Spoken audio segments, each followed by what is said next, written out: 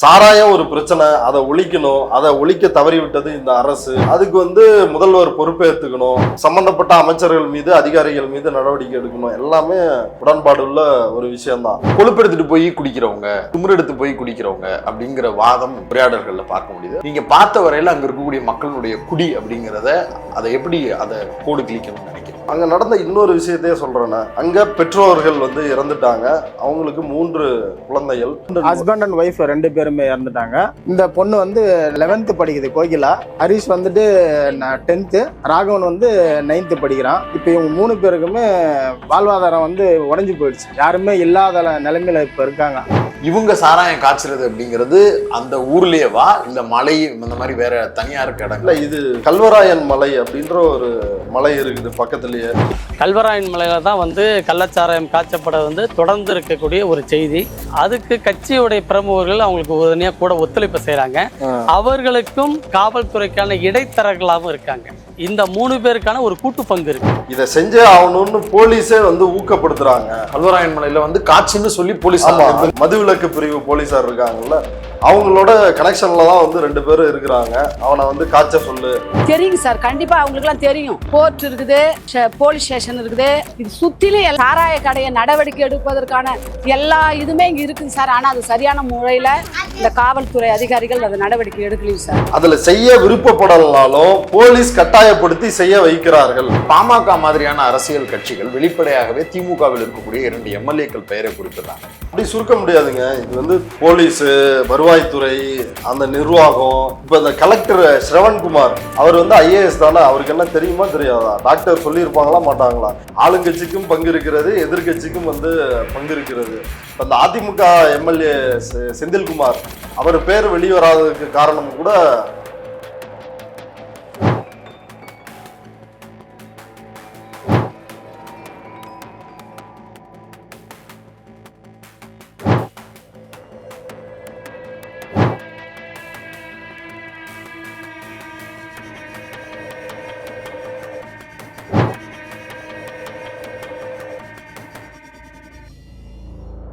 பேரலை நேயர்களுக்கு வணக்கம். இன்றைய நமது நேர்காணலில் ஊடகவியலாளர் ட்ரைப்ஸ் கரிகாலன் அவர்கள் இணைந்திருக்கிறார். வணக்கம். வணக்கம் மில்டன். கள்ளக்குறிச்சி மாவட்டத்தில் உள்ள பாக்கெட் சாராயம், அதனுடைய பிரச்சனை தான் தமிழ்நாடு முழுக்க கடந்த 4-5 நாட்களாக பேசும் பொருளாக இருந்தது. ஃபீல்ட் ரிப்போர்ட்ல பலரும் போயிருந்தாங்க. அதுல ட்ரைப்ஸ் சார்பா நீங்களும் போய் உங்களுடைய காணொலிகளை என்னால் இன்னைக்கு பார்க்க முடிஞ்சது. அதுல இருந்து சில ஃபேக்ட் எல்லாமே கொஞ்சம் வழக்கமாக சொன்ன விஷயங்களோட கூடுதலாக ஒரு சில வேல்யூஸையும் ஆட் ஆகி நீங்கள் சொல்லியிருந்தீங்க. அதை பற்றின ஒரு டீட்டெயிலான டிஸ்கஷனாக இது இருக்கணும்னு நினைச்சு இந்த கேள்வியை கேட்குறேன். முதல்ல கள்ளக்குறிச்சி, அந்த நில அமைப்பு, அந்த மக்கள் யாரு அப்படிங்கிற அந்த இடத்துல இருந்தே அறிமுகம் தேவைன்னு நான் நினைக்கிறேன். ஓகே. இப்போ இந்த சம்பவம் நடந்த கருணாபுரம் அது எங்கே இருக்குன்னா, எல்லாரும் சொல்கிற மாதிரி தான் கள்ளக்குறிச்சி பஸ் ஸ்டாண்டை விட்டு வெளியே வந்தீங்கன்னா அம்பேத்கர் சிலை, அந்த அம்பேத்கர் சிலையை ஒட்டி போலீஸ் ஸ்டேஷன், அதற்கு அடுத்த தெரு, அதாவது அதை ஒட்டி தான் அடுத்த தெருனா அடுத்த ரோட்டில் தாசில்தார் ஆஃபீஸு, அதுக்கு அடுத்த ரோட்டில் அடுத்த தெருவில் நீதிமன்றம், ஒருங்கிணைந்த டிஸ்ட்ரிக்ட் மேஜிஸ்ட்ரேட் கோர்ட் அங்கே இருக்குது. அதற்கு அடுத்து கருணாபுரம். அந்த நீதிமன்றத்தை ஒட்டி பேரலாக கருணாபுரத்தினுடைய தெருக்கள் அமைந்திருக்குது.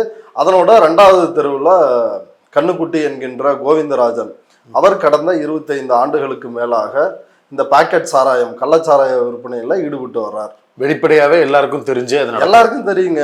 அங்க கோர்ட் இருக்குது. வழக்கமா கோர்ட் இருந்தாலே அந்த ரோடு முழுக்க போலீஸ் இருப்பாங்க. இப்ப சரக்கு எடுத்துட்டு வர்றாப்ல, கள்ளச்சாராயத்தை எடுத்துட்டு வர்றாப்ல அப்படின்னா கட்டாயம் போலீஸுக்கு அது தெரியாம வாய்ப்பே இல்லை. ரைட். அது 25 ஆண்டுகளா அப்படி எடுத்துட்டு வர முடியுமா? புரியுது. இதுக்கு முன்னாடி அவர் மேல வழக்கு பதிவு அந்த மாதிரி ஏதாவது நடந்திருக்குதா? பல வழக்குகள் இருக்குது அவர் மேல. இப்ப கடந்த 10 ஆண்டுகள்ல மட்டும் அவர் மேல 73 வழக்குகள் பதிவாயிருக்கு. சாராயம் வித்ததுக்கா? ஆமா.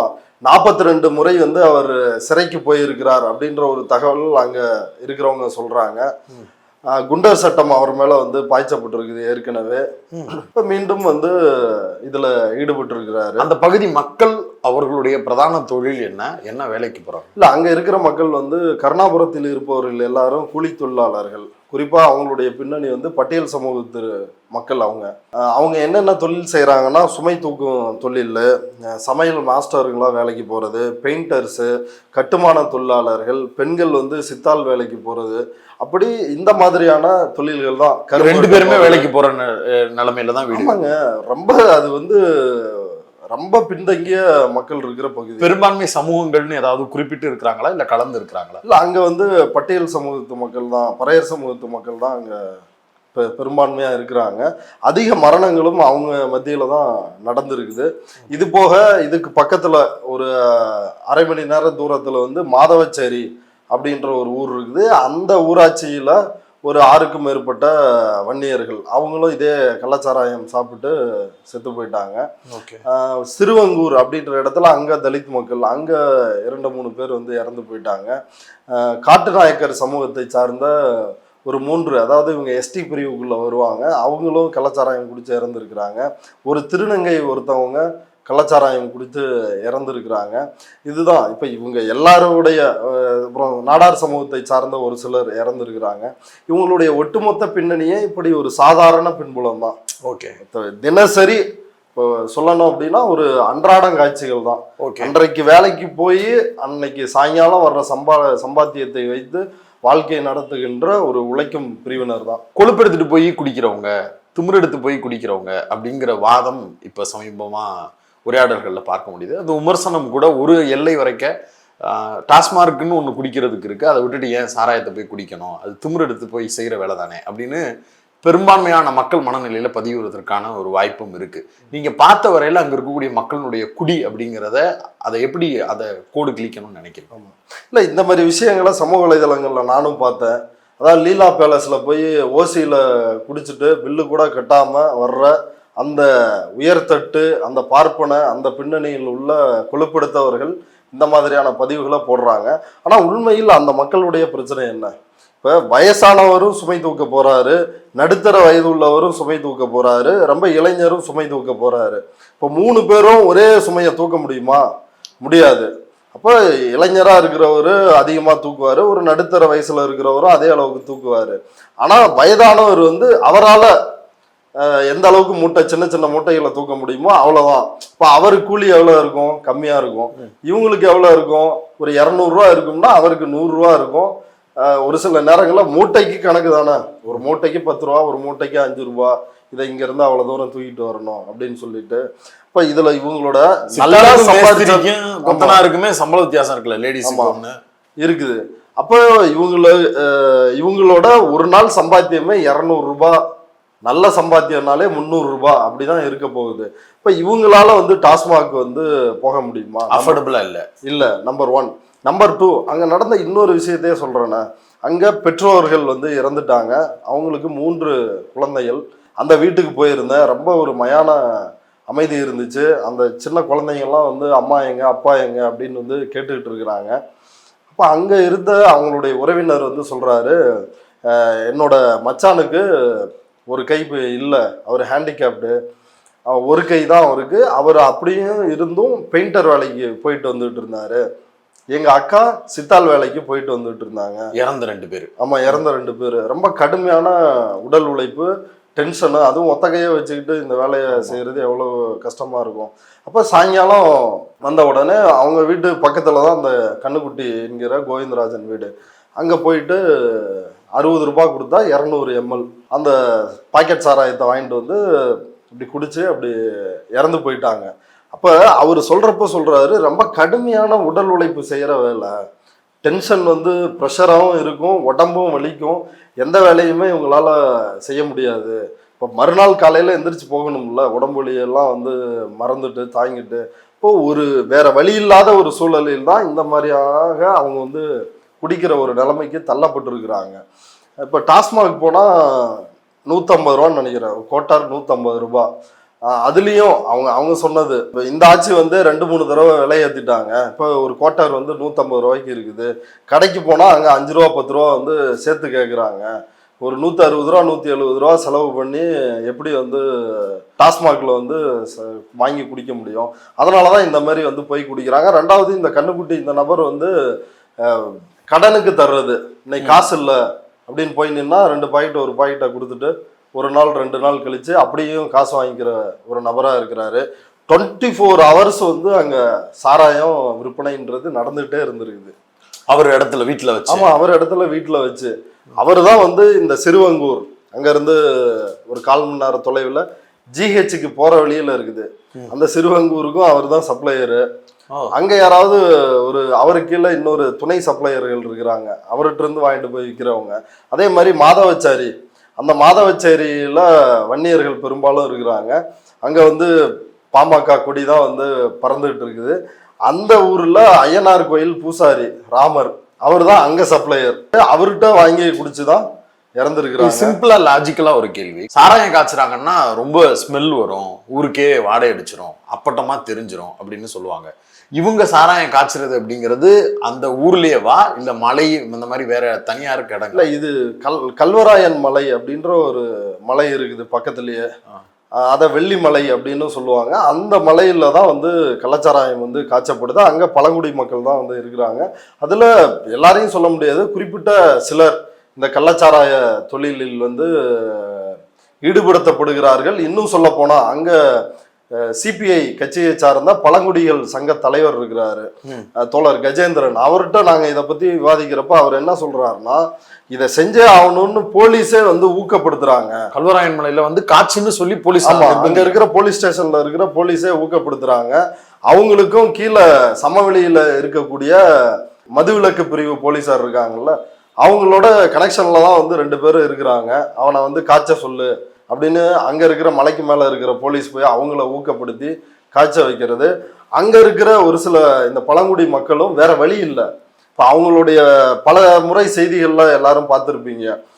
ஆந்திராவிற்கு செம்மரம் கடத்தல், செம்மரம் எட்ட போய் தமிழர்கள் 3 பேர் சுட்டுக்கொலை, அந்த மாதிரி செய்திகள் பார்ப்பீங்க. அப்படியெல்லாம் போறவங்க வந்து அந்த பழங்குடி மக்கள் தான். கர்நாடகாவுக்கு கூலி தொழிலாளர்களா, ஆந்திராவுக்கு வந்து இந்த கட்டை வெட்டுற வேலைக்கு, அப்புறம் கேரளாவிற்கு வந்து அந்த மிளகு தோட்டங்களுக்கு, ஏலக்காய் தோட்டங்களுக்கு இப்படி வேலைக்கு போகிறது, கரும்பு தோட்டங்களுக்கு போய் கூலி வேலைக்கு போகிறது. இதுதான் அங்கே அந்த மலையில் அவங்களுக்கு ஒரு நாள் சம்பாத்தியம் வந்து 200 ரூபா. 200 ரூபாயை வச்சு என்ன வாழ்க்கையை நடத்த முடியும்? அங்கே முறையான பேருந்து வசதி, சாலை வசதி, பள்ளி வசதி, இந்த மாதிரி எந்த வசதியும் வேலை வாய்ப்பு. சமவெளியில் பின்தங்கி இருப்பவர்களாலேயே முன்னாடி வர்றதுக்கு பல ஸ்கீம்ஸ் வந்து தேவைப்படுது. இன்னும் மலைப்பகுதியில் இருக்கிற பழங்குடி மக்கள் மேலே வர்றதுக்கு இன்னும் பல முயற்சிகள் வந்து தேவைப்படுது. அப்படி ஒரு சூழ்நிலையில தான் இப்படி ஒரு வாழ்க்கைக்கு அவர்கள் தள்ளப்படுகிறார்கள். அதே மாதிரி கீழே வந்து விற்கிற சர்க்கிள்லையும் இருக்கிறவங்களும் இதே மாதிரி பின்தங்கிய சமூகங்களை சார்ந்தவர்கள் தான். கண்ணுக்குட்டி வந்து அங்க வாங்கி விற்கிறாருனாலும் அவரும் பெரிய கோடீஸ்வரரா, லேண்ட்லார்டா அப்படி கிடையாது. அவரோட வீடும் ஹாஸ்பிட்டாஸ் வீடு தான்.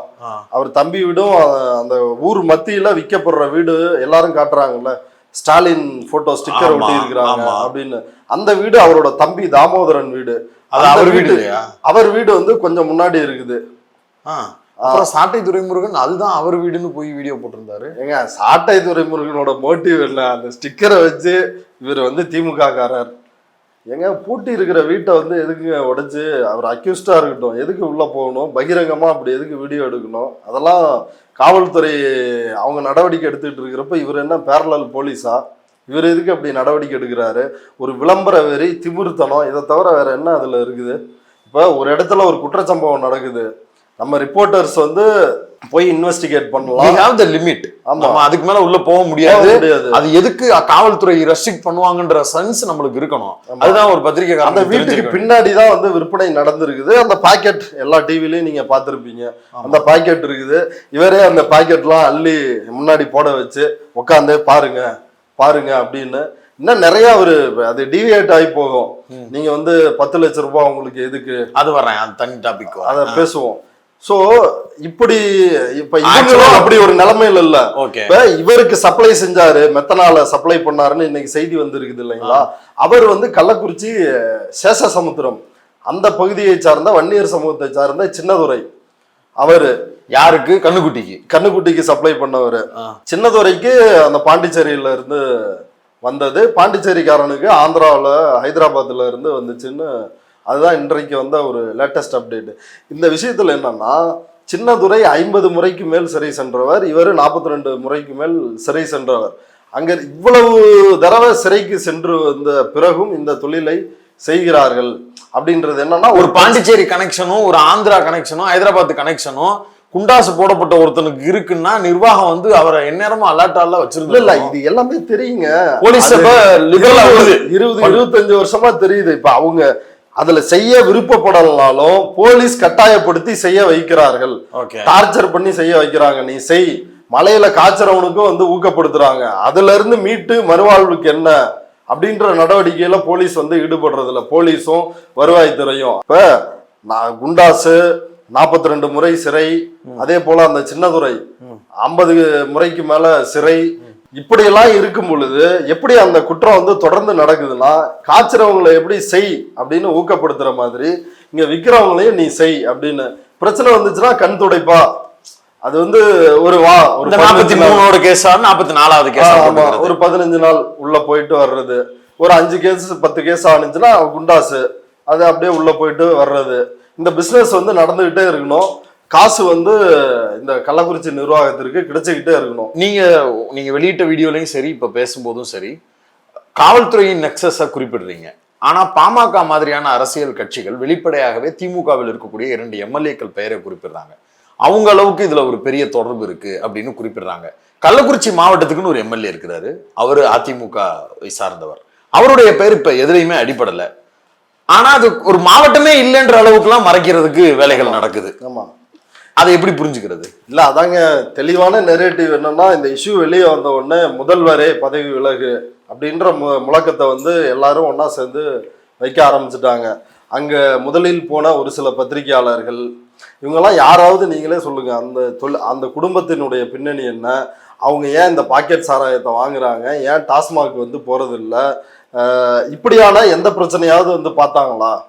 அவங்களுடைய நோக்கமே அல்டிமேட்டா வந்து இதுல வித்தவன் திமுக காரன், இன்னும் வந்து காய்ச்சினவங்க யாருன்னு தெரிஞ்சுன்னா அங்கேயும் வந்து அவங்களும் வந்து திமுக காரங்க அப்படின்னு ஒரு சார்பா பிரச்சனையை அணுகணும்னு நினைக்கிறாங்க. அதுக்காக வந்து இதற்கு ஆளுங்கட்சி தொடர்பே இல்லை அப்படின்னு நான் சொல்ல வரல.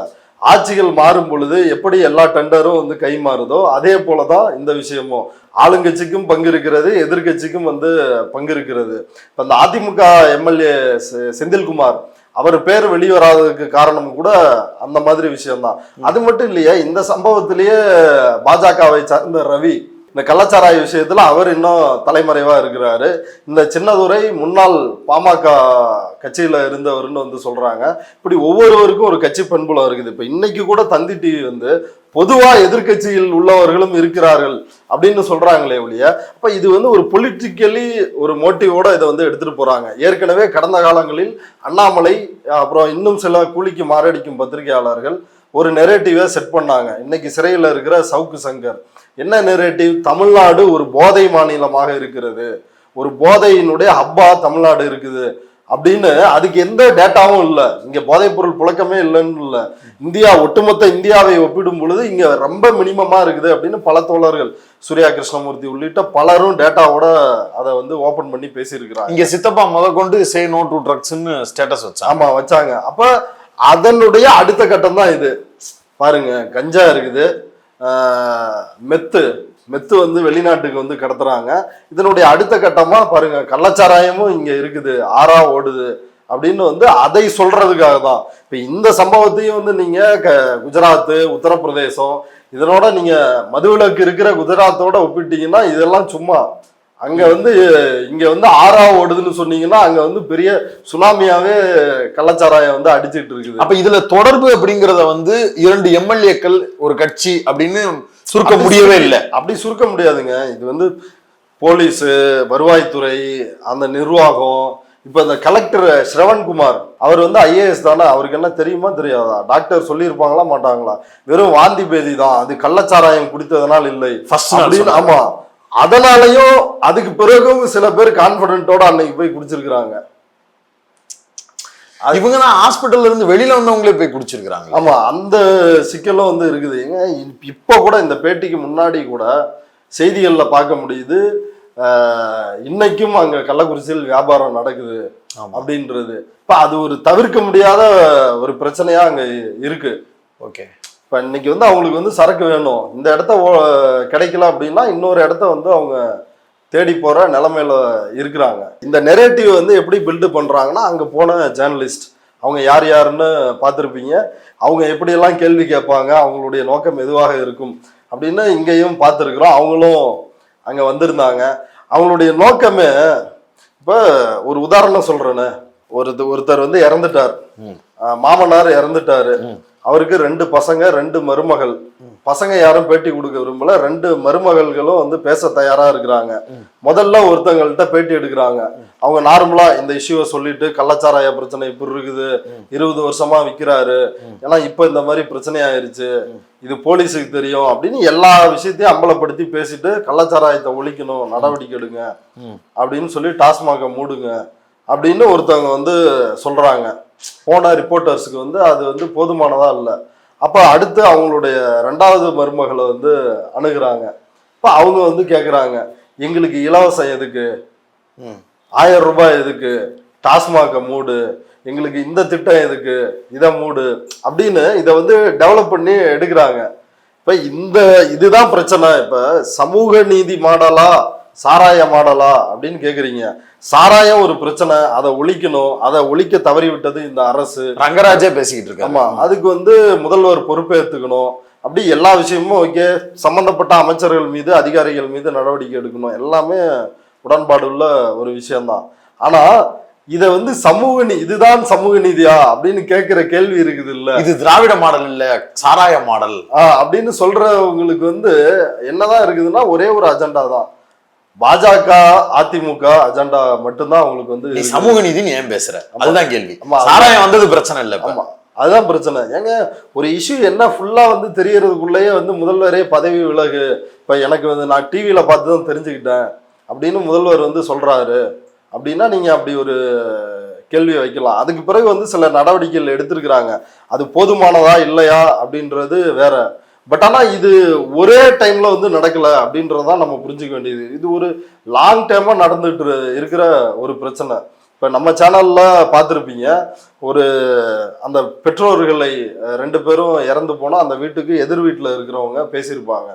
அவங்க என்ன சொல்லுவாங்கன்னா, 20 வருஷமா நான் கல்யாணம் ஆகி வந்த காலத்துல இருந்து கண்ணுக்குட்டி இங்கதான் வந்து சாராயம் ஓட்டிட்டு இருக்கிறாரு, எப்பயுமே இந்த மாதிரி நடந்தது இல்ல, இந்த தடவை இப்படி நடந்துருச்சு அப்படின்னு அவர் மேலேயும் பரிதாபமா தான் பேசுறாங்க. ஏன்னா அவரும் ஒன்றும் பெருசா சம்பாதிக்கல. அந்த கம்யூனிஸ்ட் தோழர் என்ன சொல்றாருன்னா, கஜேந்திரன் சொல்லியிருந்த இல்லைங்களா, மலையில இருக்கிற காய்ச்சறவங்களும் வந்து பெரிய லாபத்தோட பெரிய செல்வாக்கோட வந்து இல்லை. அப்ப இந்த விஷயத்துல முதன்மை குற்றவாளிகளை அடையாளப்படுத்துவதை விட்டுவிட்டு அதில் ஒரு அரசியல் ஆதாயத்தையும் ஒரு அஜெண்டாவையும் முன்வைக்கணும் அப்படின்ற நோக்கம் அதிகமா இருக்குது. இன்னொரு புறம் கண்ணுக்குட்டி போன்ற கீழ்நிலையில இருக்கிறவர்களை மட்டும் வந்து முதன்மை குற்றவாளிகளாக மாற்றுகின்ற நோக்கம் இருக்குது. ஆக்சுவல் குற்றவாளிகளான போலீஸ், வருவாய்த்துறை இவங்களை யாரையும் வந்து அவங்க பேசுறவங்கள்ட்டையுமே கூட உங்களுக்கான நெக்ஸஸ யாரு உங்களுக்கு கம்பல்ஷன்ல கொடுக்குறாங்களாங்கிற கேள்வி முன்வைக்கப்பட மாட்டேங்குது. அப்ப டாக்குமெண்ட் பண்ணணும்னு நினைக்கிறவங்க மலையில போய் அவங்களுக்கு காய்ச்சுவதற்கு யார் நிர்பந்தம் கொடுத்தாங்கன்ற கேள்வியும் முன்வைக்கிறதுக்கு தயாரா இல்ல. அப்ப அதுல இருந்து பார்க்கும்போது இது கிளியர் அஜெண்டாவா தோணுது. ஆமா, சிம்பிளான விஷயம். முதல்ல நான் ஏற்கனவே குறிப்பிட்டதுதான், போலீஸ் எந்நேரமும் குடியிருக்கின்ற ஸ்டேஷன் இருக்குது, ஸ்டேஷனுக்கு அடுத்து தாசில்தார் ஆபீஸ், அதுக்கு அடுத்து கோர்ட்டை ஒட்டி பேரலா கருணாபுரம். இங்க எப்படிங்க வந்து இவங்களுக்கு எல்லாம் போலீஸுக்கு தெரிஞ்சுதான் இது நடக்குதுன்னு சொல்றீங்க. இன்னொன்னு, போலீஸ் வந்து சில நேரங்கள்ல நிர்பந்திக்கிறாங்க அவங்கள காய்ச்ச சொல்லின்னு. போலீஸுக்கு என்ன முகாந்திரம் இருக்கிறது? பணம் மாமூல், அதுதான் முகாந்திரம். இன்னும் சில வழக்கறிஞர்கள் வந்து என்ன சொல்றாங்கன்னா, கள்ளக்குறிச்சிக்கு ஒருத்தன் டிரான்ஸ்ஃபர் ஆகி வந்துட்டான், எந்த துறையினாலும் போலீஸோ ரெவன்யூவோ வந்துட்டான் அப்படின்னா இங்க நல்லா காசு பார்க்க ஆரம்பிச்சிருவான், இந்த கள்ளச்சாராயம் இந்த மாதிரி இங்க இருந்து வெளியே போறதுக்கே வந்து விரும்ப மாட்டான் அப்படின்ற அளவுக்கு சொல்றாங்க. எனக்கு விற்கிற பாக்கெட் 60 ரூபா தான், அதுக்கு ஒன்றும் பெருசா இல்லைன்றாங்க. இப்போ அதுல ஒரு பெரிய மணி மாஃபியா இருக்குன்னா அது எப்படி? இல்ல இது மட்டும் இல்ல, இப்போ மற்ற சட்டவிரோத நடவடிக்கைகளையும் ஈடுபடுறாங்க இல்லையா, அதனால. ரெண்டாவது, அங்க RSS பாஜக இதை சொல்வதனால் வந்து சில முற்போக்கு புரட்சிகர நண்பர்களுக்கு வருத்தமா கூட இருக்கும், இவர் எல்லா இடத்துலயும் RSS பிஜேபின்னு. ஏன் ஒரு இடம் வந்து தொடர்ந்து வந்து ஒரு குற்றமா கள்ளக்குறிச்சி மாறுது அப்படின்ற அந்த பின்னணியும் பார்க்க வேண்டியது இருக்கு. கணிசமாக கொங்கு வேளாளர்களையும் வன்னியர்கள் அப்புறம் தலித் மக்களில் வந்து சிலரையும் வந்து குறிவைத்து அங்கே ஆர்எஸ்எஸ் வந்து தீவிரமாக வேலை செய்து ஆர்எஸ்எஸ் பேரணி நடந்த 3 மாவட்டங்களில் அது வந்து முக்கியமான இடம். கள்ளக்குறிச்சியும் ஒன்று அப்படின்றத வந்து நம்ம சேர்த்து புரிஞ்சுக்க வேண்டியது இருக்குது. முழுக்க முழுக்க அங்கே இருக்கிற அதிகாரிகளும் வந்து இப்படி தான் நடந்துக்கிறாங்க. ஓகே, நீங்க அந்த கிராமத்துடைய சூழல் எல்லாத்தையும் சொல்றீங்க, அந்த மக்கள் குறித்து சொல்றீங்கல்ல, அவங்களுக்கு இந்த 10 லட்சம் ரூபாய் கொடுக்கறது அப்படிங்கிறது விவாத பொருளா மாறுது. இன்னும் வெளிப்படையா அந்த மக்களே வந்து எங்களுக்கு இலவசம் வேணாம், எங்களுக்கு 1000 ரூபாய் நாங்க கேட்டோமா அப்படின்னு சொல்ல முடியறதே பாக்குது. இது ரெண்டையும் சேர்த்து வச்சு அவங்களே வேணான்னு சொல்றாங்க, அவங்களுக்கு 10 லட்சம் ரூபாய் கொடுத்து நீ வந்து ஊக்கப்படுத்துற அப்படின்னு ஒரு குற்றச்சாட்டு வைக்கிறது. 10 லட்சம் ரூபாய் எதற்காக கொடுக்கப்படுது அப்படின்னு அந்த மக்களை பார்த்ததுக்கு பிறகு ஒரு இல்லைங்க, அப்படி கேட்கறவங்களுக்கு ஒண்ணுதான், நீயோ அல்லது இல்ல உனக்கு தெரிந்தவர்களையோ 10 லட்சம் தர்றோம் வந்து செத்துரு அப்படின்னு வந்து யாராவது தயாரா இருக்கிறாங்களான்னு வந்து கூட்டுவா. இல்ல நீ சாக தயாரா இருப்பியா? ஏங்க, குடும்பத்துல அப்பாவா இருப்பாரு, முக்கியமான நபர்கள் தான் இறந்து போயிருக்கிறாங்க. பாருங்க, ஒரு குடும்பத்துல அம்மா அப்பா 2 பேர் இறந்துட்டாங்க, ஒரு குடும்பத்துல அப்பா இறந்துட்டாரு, 3 குழந்தைங்களோட வந்து அந்த வன்னியர் சமூகத்து பெண் இருக்கிறாங்க. அப்படி இருக்குது, அவங்கள மீதி வாழ்க்கையை வந்து எப்படி அவங்க நடத்துவாங்க? அந்த 3 பிள்ளைகளோட எதிர்காலம் என்ன ஆகும்? அதுகளுக்கு ஏதாவது ஒரு சேஃப்டி இருக்கணும், அதை சொல்லி செஞ்சு கொடுக்குற பொறுப்பு கவர்மெண்ட்டுக்கு இருக்கு.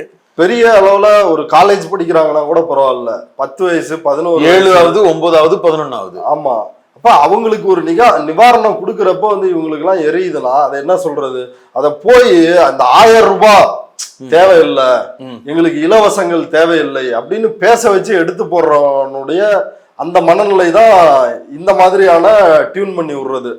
அங்க ஃபீல்டுக்கு போய் இலவசங்கள் 1000 ரூபாய் இதுக்கு எதிராக அங்க பாதிக்கப்பட்டவங்களை பேச வைக்கிறது, அவங்களுடைய உறவினர்களை, இல்ல அங்க இருக்கிற மத்த கட்சிக்காரங்களை. அதாவது ஒரு குவார்ட்டர் 160 ரூபாய், அந்த கோட்டரை வாங்கி குடிக்க முடியாம தான் கள்ளச்சாராயம் 60 ரூபாய் பாக்கெட்டை வாங்கி குடிச்சிட்டு செத்து போயிருக்கிறாங்க.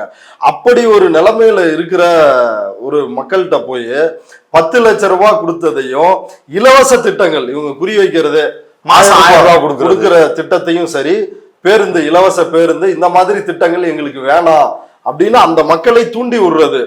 பாருங்க, இது இங்க வர்ற திட்டங்களுக்கான பணம்ன்றது டாஸ்மாக்ல இருந்தா வருது அப்படின்னு தூண்டி விட்டு எங்களுக்கு இந்த திட்டம் வேணாம் அப்படின்னு பேச வைக்கிறதும் அதை பதிவு செஞ்சு வெளியிடுறதும் இதுக்கு பேர் வந்து ஜேர்னலிசமா? எங்க குடும்ப தலைவனை, இப்ப அப்பாவை இல்ல அம்மாவை இப்படி இழந்துட்டு அங்க பல குழந்தைகள் வந்து நடுத்தருவில் நின்றுட்டு இருக்கிறாங்க. அந்த சொன்ன இல்லைங்களா, அம்மா அப்பா 2 பேருமே இறந்துட்டாங்கன்னு, 2 வயசான பாட்டிக்கு மட்டும்தான் இருக்காங்க, அவங்களுடைய கணவர்களும் இல்லை. அவங்க இன்னும் 5 வருஷம் கூட தாங்காத அந்த அளவுக்கு வயசாகி போய் இருக்கிறாங்க. அவங்க பஸ் ஸ்டாண்ட்ல வேர்க்கல்ல வித்துக்கிட்டு இருக்கிறாங்க. அவங்களால அந்த குழந்தைங்களை 3 பேரையும் பார்த்துக்க முடியுமா? ஏங்க, படிக்க வைக்கிறத விடுங்க, 3 வேளை சோறே போட முடியாது. இப்ப அந்த குழந்தைங்க எல்லாம் வந்து குழந்தை தொழிலாளர், அவங்க அப்பாவே தப்பு பண்ணியிருந்தாருனால அவர் பண்ண பாவத்துக்கு இந்த பிள்ளைய பூரா பள்ளி கொடுக்கணுங்கிறாங்க. ஆமா, பலி கொடுக்கணும்ன்றாங்க. அவன் குழம்பெடுத்து போய் குடிச்சான், அவன் பிள்ளை சாவட்டுன்னு சொல்றாங்க. ஆமா, அதுதான் இது வந்து என்னன்னா முழுக்க ஒரு இந்த சாட்டை துரைமுருகன் இவ்வளவும் பேசினாப்ல, பேசிட்டு அந்த களத்துக்கு வந்தாப்ல, அந்த மக்கள் மீதான கன்சர்ன்ல இருந்து வந்தாரா? என்ன மோட்டிவ் அவருக்கு? அவருக்கு ஒரு மோட்டிவும் கிடையாதுங்க. பொதுவா வந்து ஃபீல்ட் ரிப்போர்ட்டுக்கு வந்து போறோம், தன்னை ஊடகவியலாளர்னு ஒரு பக்கம் சொல்லிக்கிறாரு சாட்டை துரைமுருகன். ஒரு கேமராமேன் வருவாங்க, இல்ல கூட இன்னும் 1-2 பேர் உதவியாளர்கள் கூட கூட்டு போலாம். ஒரு 8 பேர் 10 பேர் ஒரு யூனிட்டே சேனல் அப்படி அனுப்பாது. ஆமா, அனுப்பாது. அது எதுக்குன்னா அங்க வந்து கலவரத்தை அல்லது தன்னுடைய வீடியோக்களை பார்த்து தன்மேல் காண்டாக இருப்பவர்கள் வந்து யாராவது கையை வைத்து விட்டால் தப்பிப்பதற்கு, இதுக்காக தான் அப்படி ஒரு செட்டப்போட வர்றாரு. வந்துட்டு ஏற்கனவே குறிப்பிட்ட மாதிரி தான் போயிட்டு மக்கள்கிட்ட வந்து நீ எதுக்கு குடிக்கிற, எதுக்கு வாங்குற அப்படின்னு அவங்கள குற்றவாளியா மாத்தி அவங்கள்ட்ட போய் கேட்கறாரு. ஆமா, அங்க போய் வந்து சீன் போடுறது. அதுக்கு பிறகு இந்த வீடுகளை அதை உடைச்சு உள்ள போறது, இங்க கொட்டி கிடக்கிற பாக்கெட்டுகளை எடுத்து முன்னாடி கொட்டி வச்சு பாருங்க இதுலதான் வந்து குடிச்சாங்க அப்படின்னு வாய்க்கிலேயே பேசுறது. அப்புறம் எரிஞ்சுக்கிட்டு இருக்கிற அங்க மயானத்துக்கு போய் அங்க நின்று வாய்க்கிலேயே வந்து பேசுறது. ஸ்டாலின் தான் வந்து சரக்கு வியாபாரி அப்படின்னு வந்து தம்ப்நெயில் வைக்கிறது. இதன் மூலமா என்னன்னா, நான் இதில் ரொம்ப தீவிரமாக இருக்கிறேன் அப்படின்ற ஒரு விளம்பரம், ஒரு அட்டென்ஷன் தவிர வேற எதுவுமே கிடையாது. வேற உண்மையான நோக்கம் எந்த நோக்கமுமே கிடையாது. ஏன்னா இவங்க தான் வந்து சாராயத்தை மேடைகளில் ப்ரொமோட் பண்ற கட்சியே இவங்க தான். இவங்க அண்ணன் பல மேடையில சொல்லிருக்கிறாரு, எனக்கு என்ன, எனக்கு ஒரு பிரச்சனைனா நான் இது எல்லாத்தையும் விட்டுட்டு சாராயம் காய்ச்சி பொழைச்சிக்குவேன் அப்படின்னு அவங்க அண்ணன் மேடையில பேசியிருக்காருல்ல. சாராயம் காய்ச்சி பொழைச்சு போய் சீமான் பேசியிருக்காரு. அது மட்டும் இல்லாம எல்லாருக்கும் சின்ன பிள்ளையா இருக்கிறப்ப சர்க்கரையை போட்டு சேன தண்ணி தொட்டு வைப்பாங்க. எனக்கு வந்து சேன தண்ணி எப்படி தெரியுமா வச்சாங்க? சேன தண்ணின்னா எல்லாருக்கும் தெரியாது இல்ல, தென் மாவட்டக்காரங்களுக்கு தான் தெரியும். அதனால சர்க்கரையை போட்டு தண்ணியில குழப்பி நாக்குல வைப்பாங்க, அதுக்கு பிறகுதான் சேன தண்ணி அப்படின்னு ஒரு கதை விளக்கத்தை கொடுத்துட்டு அதுக்கு பிறகு சொல்றாப்ல, எங்களுக்கு வந்து சாராயத்தை தொட்டு நாக்குல வச்சாங்க. பைத்தியக்காரங்க. அவங்களுக்கு சொன்னா புரிய 6 மாசம் வரைக்கும் தாய்ப்பாலை தவிர எதையும் பச்சை பிள்ளைகளுக்கு கொடுக்க கூடாது. இல்ல இந்த மாதிரி கதைகள்ல தானே அவங்க உயிர் வாழ்ந்துட்டு இருக்கிறாங்க. அப்படி இதை ஒரு பக்கம் ப்ரமோட் பண்றது, ப்ரமோட் பண்ணிட்டு அங்க வந்து சாமானிய மக்கள்கிட்ட போய் அங்க வீரத்தை காட்டுறது, பெரிய சூரப்புலி மாதிரி வந்து சீன் போடுறது, இதுதான் அவங்க வந்து செஞ்சாங்க. ஓவராலா நான் இப்படி கேட்டு இந்த நேர்காணலை முடிக்கணும்னு நினைக்கிறேன். அரசு அதுக்கு கூடுதல் பொறுப்பு இருக்கு. இந்த அரசுன்னு இல்லை, எந்த அரசு இருந்தாலுமே இங்க வைக்கக்கூடிய குற்றச்சாட்டு ஏற்கனவே அரசு, தமிழ்நாடு அரசு, இப்போதைய ஸ்டாலின் அரசுக்கு இது முன்னாடியே நடந்த அனுபவம் இருக்கு. அப்ப இன்னும் கூடுதலாக அதை ஃபாலோ பண்ணியிருக்கணும் அப்படின்னு சொல்றாங்க. இன்னொன்னு, கூடுதலாக உளவுத்துறை உறங்கி கொண்டிருந்திருக்கிறது. சட்டப்பேரவை நடக்கக்கூடிய அன்னைக்கு இந்த மாதிரி அமைதியா இருந்திருக்கிறாங்க. இது திட்டமிட்டு ஏதோ நடந்திருக்கவும் வாய்ப்பு இருக்கிறது அப்படின்ற ஒரு விஷயமும் சொல்றாங்க. குறிப்பிட்ட மாதிரி இதுக்கு முழு பொறுப்பு இருக்க வேண்டியது முதல்வர் கட்டுப்பாட்டில் தான் காவல்துறை இருக்குது. முதல்வருக்கு தான் முதல் பொறுப்பு இருக்கு. அது அடுத்ததாக மதுவிலக்கு ஆயத்தீர்வை துறையினுடைய அமைச்சர் முத்துசுவாமி, அவருக்கு இன்னும் வந்து கூடுதல் பொறுப்பு இருக்குது. இப்ப இதெல்லாம் வந்து மானிட்டர் பண்ணியிருக்கணும்ல இவங்க. இப்ப இதை வந்து இவங்க ஏற்கனவே ஒரு பிரச்சனை நடக்கல, இதுதான் முதல் பிரச்சனைனா பரவாயில்ல. அதிமுக ஆட்சி காலத்திலயும் இதே போன்ற கள்ளச்சாராய சாவுகள் வந்து நடந்துச்சு. இந்த ஆட்சியிலையும் மரக்காணம் விழுப்புரத்துல நடந்து மிகப்பெரிய ஒரு அதிர்ச்சிக்கு உள்ளானது. அதுக்கு பிறகு இன்னொரு சம்பவம் நடக்குது அப்படின்றப்ப இந்த அரசியல் இருப்பவர்கள் அதை எந்த அளவுக்கு கையாளுறாங்க அப்படின்னா மிக மிக மெத்தன போக்கோடு தான் வந்து கையாளுறாங்க அப்படின்னு புரிஞ்சிக்க முடியுது. அதிகாரிகள் எல்லாவற்றையும் சிறப்பாக செய்து விடுவார்கள் அப்படின்னு நினைக்கிறாங்க அப்படின்னு தான் புரிஞ்சிக்க முடியுது. ஒரு அரசு இதுக்கு என்ன தீர்வு கொடுக்க முடியும்? ஓகே, குறிப்பாக இந்த பிரச்சனைக்கு வந்து பார்க்கணும் அப்படின்னா ஒட்டுமொத்தமாக பணியிடை மாற்றம், இன்னும் சொல்ல போனால் மதுவிலக்கு ஏடிஜிபியாக இருந்த மகேஷ்குமார் அகர்வால் அவரை காத்திருப்போர் பட்டியலில் மாற்றம் செஞ்சிருக்கிறாங்க. இந்த நடவடிக்கை எல்லாம் போதாது. இது எப்படி இருக்குதுன்னா, அதிகாரிகள் திரும்ப தனக்கு எதிராக கலகம் செய்வார்களோ அப்படின்றதுக்காக இந்த அரசு வந்து ஹேண்டில் பண்ற மாதிரி இருக்குது. மிக கடுமையான நடவடிக்கைகள் எடுக்கணும். கலெக்டராக இருந்த ஸ்ரவன்குமாரிலிருந்து இங்க மதுவிலக்கினுடைய ஏடிஜிபியாக இருந்த மகேஷ்குமார் அகர்வால் வரைக்கும் எல்லார் மீதும் மிக கடுமையான, அப்படி நடந்தாலும் அவங்களும் ரிவெஞ்ச் தானே, அது அங்கதானே போய் நிற்கும். அதிகாரி மேல நீங்க இன்னும் கடுமையான நடவடிக்கை எடுக்கிறதன் மூலமா அது மறுபடியும் உங்களுக்கு அரசுக்கு ஒரு ரிவர்ஸா தானே வந்து நிற்கும். அது எப்படி சொல்யூஷனா மாறும்? இல்ல அது சொல்லி இப்ப இவங்க தானே இந்த பிரச்சனைக்கு அடித்தளமா இருக்கிறாங்க. ஒரு முறை அப்படி நடவடிக்கை எடுத்தாவது அடுத்த முறை அதிகாரிகள் வந்து அப்படி நடக்காம இருப்பாங்க இல்லையா? அந்த பகுதிக்கு வரக்கூடியவங்க கூடுதல் பொறுப்போடு இருக்கிறதுக்கு அது ஒரு காரணமா அமையும். கட்டாயம் அமையும். இப்போ கண்டிப்பா புதுசா வந்திருக்கிற பணியிட மாற்றம் நடந்து வந்திருக்கிற கலெக்டர் மற்றவங்க எல்லாம் கொஞ்சம் தீவிரமா அங்க வந்து இயங்கிட்டு இருக்கிறாங்க. இப்ப அமைச்சர் முத்துசாமி சட்டமன்றத்துல பேசும் பொழுது சொல்றாரு, இந்த கள்ளச்சாராயம் தொடர்பான குற்றங்களில் ஈடுபட்டு சிறைக்கு போயிட்டு வர்றவங்களுக்கு 50,000 ரூபாய் பணம் தர்றோம். அதையும் சோசியல் மீடியால விமர்சிக்கலாம். தொழில் தொடங்குவதற்கு அப்படின்னு சொல்லிட்டு 50,000 ரூபாய் 10ல இன்னும் கூடுதலா கூட்டி கொடுங்கன்னு வேணா சொல்லலாம். ஆனா 50,000ன்றது பெரிய தொகை தான். ஒண்ணுமே இல்ல, அந்த மக்களுடைய வாழ்க்கை நிலைமையில ஒண்ணுமே இல்ல. ஒரு 50,000க்கு ஒரு பெட்டி கடை வச்சாங்களா கூட அவங்களால அடுத்த கட்டத்துக்கு போக முடியும். இப்ப அவருக்கு அந்த 50,000 அவர் அதுல இருந்து ரிலீஸ் பண்றதன் மூலமா இன்னைக்கு நடந்த மாதிரியான சம்பவத்துக்கு காரணமான ஆளா அந்த ஆள் இருக்க மாட்டாரு. ஒரு கண்ணுக்குட்டி வேற ஒரு தொழில் பார்த்தாருன்னா அவர் சாராயம் ஓட்ட மாட்டாருன்ற இடத்துல இருந்து தான் அரசு முடிவெடுக்க முடியும்.